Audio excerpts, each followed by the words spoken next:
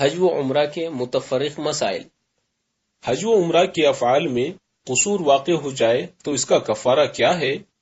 بحالت احرام کسی جنایت یعنی جرم کا ارتکاب ہو جائے تو اس کا کفارہ مختلف ہے۔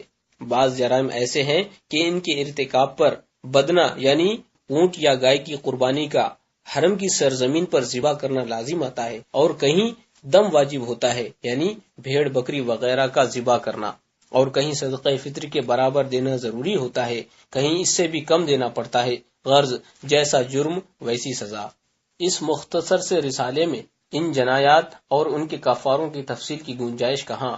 یہ تفصیل بڑی کتابوں میں دیکھیں یا بوقت ضرورت علماء کرام اہل سنت کی جانب متوجہ ہوں۔ البتہ یہاں دو باتیں ذہن نشی کر لے۔ پہلا، جہاں دم کا حکم ہے وہ جرم اگر بیماری یا سخت گرمی یا شدید سردی یا زخم یا پھوڑے یا جوؤں کے ایذا کی باعث ہوگا تو اسے جرم غیر اختیاری کہتے ہیں۔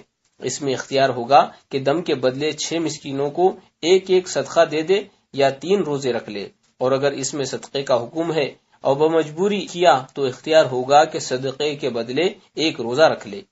دوسرا، کفارے اس لیے ہیں کہ بھول چوک سے یا سونے میں یا مجبوری سے جرم ہو تو کفارے سے پاک ہو جائیں، نہ اس لیے کہ جان بوجھ کر بلا عذر جرم کرو اور کہو کہ کفارہ دے دیں گے۔ دینا جب بھی آئے گا مگر قصدن حکم الہی کی مخالفت سخت ہے، ولیعاذ باللہ تعالی۔ محرم کو احرام میں جوڑ لگانا عند الشرع جائز ہے یا نہیں؟ سلی ہوئی چیز سے بچنا چاہیے اور حالت ضرورت مستثنیٰ ہے۔ عورت کا حج کو جانا درست ہے یا نہیں؟ حج کی فرضیت میں عورت مرد کا ایک حکم ہے، جو راہ کی طاقت رکھتا ہو اس پر فرض ہے، مرد ہو یا عورت، جو ادا نہ کرے گا عذاب جہنم کا مستحق ہوگا۔ عورت میں اتنی بات زیادہ ہے کہ اسے بغیر شوہر یا محرم کے ساتھ لیے سفر کو جانا حرام ہے، اور کسی نیک پارسا خدا ترس بیوی کے ساتھ لگ جانا امام اعظم کے نزدیک کافی نہیں۔ لیکن اگر بغیر محرم کے چلی گئی اور حج کر لیا تو فرض ساقط اور حج مکروہ ہوا، اور اس فعل ناجائز کا وبال جدا کہ ہر قدم پر گناہ لکھا جائے گا۔ عورت خواہ جوان ہو یا بوڑھی، سب کا حکم ایک ہے۔ کسی کے والدین پر قرضہ ہے اور وہ اسے حج فرض سے روکتے ہیں تو کیا کرے؟ جبکہ یہ شخص اپنی ذاتی روپیے سے استطاعت رکھتا ہے تو حج اس پر فرض ہے، اور حج فرض میں والدین کی اجازت درکار نہیں، بلکہ والدین کو ممانعت کا اختیار نہیں، اس پر لازم ہے کہ حج کو چلا جائے، اگرچہ والدین منع کریں، اور والدین پر قرض ہونا اس شخص پر فرضیت حج میں خلل انداز نہیں۔ صاحب استطاعت ہے تو حج اس پر فرض ہے۔ سرما میں احرام کی چادر کے اوپر کمبل وغیرہ کوئی اور کپڑا اوڑھ سکتا ہے یا نہیں؟ کمبل یا بانات یا اونی چادر وغیرہ بے سلے کپڑے اگرچہ 2-4 ہوں اوڑھنے کی اجازت ہے، بلکہ سوتے وقت اوپر سے روئی کا انگرکھا چغا لبادہ چہرہ چھوڑ کر بدن پر ڈال لینا یا نیچے بچھا لینا بھی ممنوع نہیں۔ حج اصغر اور حج اکبر کسے کہتے ہیں؟ حج اصغر عمرے کو کہتے ہیں کہ اس میں بھی طواف و سعی وغیرہ افعال حج ادا کیے جاتے ہیں، اور اس کے مقابل حج اکبر ہے جس میں ان افعال کے علاوہ وقوف عرفات و وقوف مزدلفہ اور مینا کے افعال داخل ہیں۔ وقوف عرفات یعنی ذی الحجہ کی 9ویں اگر جمعہ کو ہو تو یہ بھی حج اکبر ہے یا نہیں؟ وقوف عرفات خواہ کسی دن ہو یہ حج اکبر ہی کہلائے گا، کہ عمرہ نہیں جسے حج اصغر کہتے ہیں۔ البتہ اگر حسن اتفاق سے اس تاریخ کو جمعہ میسر آ جائے تو زہ نصیب حج میں 4 چاند لگ جاتے ہیں۔ حضور اقدس صلی اللہ تعالی علیہ وسلم کا حجۃ الوداع جمعہ ہی کے روز واقع ہوا تھا، تو حضور صلی اللہ تعالی علیہ وسلم کے طفیل یہ موافقت و مشابہت اور بھی زیادہ برکات کی موجب ہے۔ کہتے ہیں کہ جمعہ کے دن کا حج 70 حج کے برابر ہے، تو ایک حج میں 70 کا ثواب کیا فضیلت ہے جو جمعہ کے باعث حاصل ہوئی۔ پھر جمعہ کا دن مسلمانوں کے حق میں یوم عید ہے، اور عرفات تو ہے ہی عید، تو ایک دن میں 2 عیدیں میسر آ جائیں، یہ کرم بالائی کرم ہے، اور نور علی نور۔ ابن عباس رضی اللہ تعالی عنہما سے ایک یہودی نے کہا کہ آیت کریمہ الیوم اکملت لکم دینکم ہم پر نازل ہوتی تو ہم اس دن کو عید بناتے۔ آپ نے فرمایا یہ آیت دو عیدوں کے دن اتری، جمعہ اور عرفہ کے دن۔ ہمیں اس دن کو عید بنانے کی ضرورت نہیں کہ اللہ عز و جل نے جس دن یہ آیت اتاری اس دن دوہری عید تھی کہ جمعہ و عرفہ یہ دونوں دن مسلمانوں کے لیے عید ہیں، اور اس دن یہ دونوں جمع تھے کہ جمعہ کا دن تھا اور 9 ذی الحجہ۔ غالباً عوام الناس اسی کثرت ثواب اور دوہری عیدوں اور خوشیوں کے باعث اسے حج اکبر کہتے ہیں، واللہ عالم۔ حج بدل کی کیا کیا شرطیں ہیں؟ حج بدل یعنی نائب بن کر دوسرے کی طرف سے حج فرض ادا کرنا کہ اس پر سے فرض ساقط ہو جائے، اس کے لیے متعدد شرطیں ہیں۔ اذا جملہ یہ کہ زندگی میں جو کوئی حج بدل اپنی طرف سے بوجہ وہ مجبوری کرائے، اور اس حج کی صحت کے لیے شرط ہے کہ وہ مجبوری آخر عمر تک دائم و باقی رہے۔ اگر حج بدل کرانے کے بعد مجبوری جاتی رہی اور بذات خود حج کرنے پر قدرت پائی تو اس سے پہلے ایک یا جتنے حج بدل اپنی طرف سے کرائے یوٹیوب ثواب رہ گیا، فرض ادا نہ ہوا۔ اب اس پر فرض ہے کہ خود حج کرے۔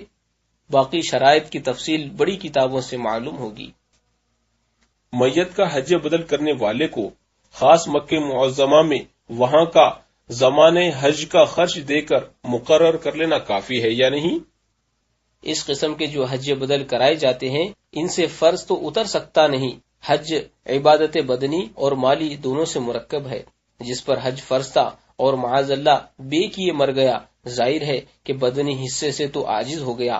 رب عز و جل کی رحمت ہے کہ صرف مالی حصے سے اس کی طرف سے حج بدل قبول فرماتا ہے، جبکہ وہ وصیت کر جائے، اور رحمت پر رحمت یہ کہ وارث کا حج کرانا بھی قبول فرمایا جاتا ہے۔ اگرچہ میت نے وصیت نہ کی تو حج بدل والے کو اسی شہر سے جانا چاہیے جو شہر میت کا تھا، کہ مالی صرف پورا ہو، مکہ معظمہ سے حج کرا دینا اس میں داخل نہیں رہا۔ ثواب تو اس کی امید بھی بخیر ہے۔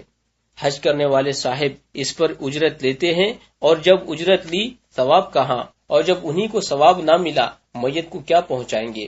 خصوصاً جب کہ بعض پیشہ ور یہ ظلم کرتے ہیں کہ 4 شخصوں سے حج بدل کے روپے لے لیتے ہیں۔ اللہ تعالی مسلمانوں کو ہدایت فرمائے، آمین ثم آمین۔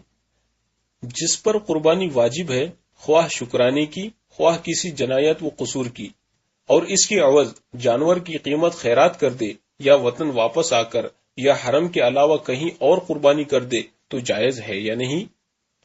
نہ یہ جائز نہ وہ درست کہ یہاں خود ذبح مقصود ہے اور اللہ عز و جل کے لیے جان دینا، تو قیمت اس کے بدلے خیرات کرنا کافی نہیں، جیسا کہ عید قربانی پر وجوب کی صورت میں بغیر قربانی کیے یہاں عہدہ برا نہیں ہو سکتا۔ یوں ہی وطن واپس آ کر ایک جانور کی جگہ 1000 جانور قربان کر دیں، وہ واجب ادا نہ ہوگا کہ اس کے لیے حرم کی سرزمین شرط ہے۔ جس کے پاس روپیہ تنخواہ اور رشوت وغیرہ کا خانگی خرچ سے فاضل موجود ہو تو اس پر حج فرض ہے یا نہیں؟ اگر اس کے پاس مال حلال کبھی اتنا نہ ہوا جس سے حج کر سکے، اگرچہ رشوت کے 1000 روپے ہوئے تو اس پر حج فرض ہی نہ ہوا، کہ مال رشوت مال مغصوب یعنی چھینا ہوا ہے، وہ اس کا مال ہی نہیں۔ اور اگر مال حلال اس قدر اس کے پاس ہے یا کسی موسم میں ہوا تھا تو اس پر حج فرض نہیں، مگر رشوت وغیرہ حرام مال کا اس میں صرف کرنا حرام ہے، اور وہ حج قابل قبول نہ ہوگا اگرچہ فرض ساقط ہو جائے گا۔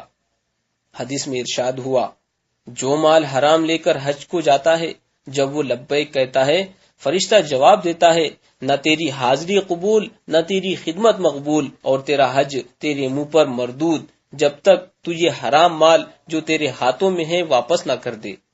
اس کے لیے چارہ کار یہ ہے کہ قرض لے کر فرض ادا کرے، اور وجہ حلال سے مال پیدا کر کے قرض ادا کرے، اور ادا ہو گیا فبیہا، ورنہ حدیث میں ارشاد ہوا ہے کہ جو حج یا جہاد یا نکاح کے لیے قرض لے وہ قرض اللہ عز و جل کے ذمہ کرم پر ہے، اور مال حلال کی طرف توجہ نہ دی، اسی حرام سے قرض ادا کیا اور اپنے مصارف میں صرف کرتا رہا تو یہ ایک گناہ ہے، اور حج فرض ادا نہ کرتا تو 2 گناہ تھے، ایک گناہ سے بچ گیا، یہ کیا کم ہے؟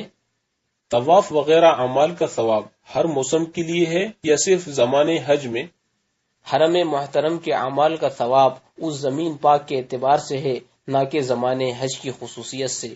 ایک نیکی پر 1,00,000 کا ثواب، جیسے زمانے حج میں ملے گا ویسے ہی دوسرے اوقات میں۔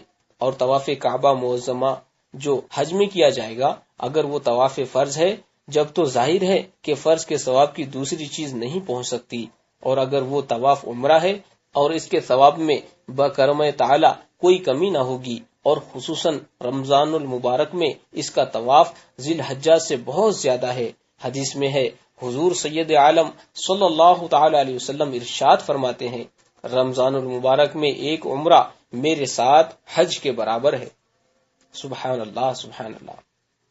حج کے سفر میں پہلے مدینہ طیبہ جائے یا مکہ معظمہ؟ علماء کرام نے دونوں صورتیں لکھی ہیں، چاہے پہلے سرکار اعظم صلی اللہ تعالی علیہ وسلم میں حاضر ہو، اس کے بعد حج کرے۔ یہ ایسا ہوگا جیسے صبح کے فرضوں سے سنت مقدم ہے، اور بارگاہ مقدس کی حاضری اس کے لیے قبول حج کا سامان فرما دے گی انشاءاللہ تعالی۔ اور چاہے تو حج کے بعد حاضر ہو، یہ ایسا ہوگا جیسے مغرب کے فرضوں کے بعد سنتیں۔ حج اگر مبرور یعنی ہر قصور سے پاک ہے، اسے گناہ سے پاک کر کے اس قابل کر دے گا کہ زیارت قبر انور کرے۔ یہ سب اس صورت میں ہے کہ مکہ معظمہ کو جاتے ہوئے مدینہ طیبہ راستے میں نہ پڑے، اور اگر ایسا ہے جیسا شام سے آنے والوں کے لیے تو پہلے حاضری دربار انور ضروری ہے۔ خلاف ادب ہے کہ بے حاضر ہوئے حج کو چلا جائے۔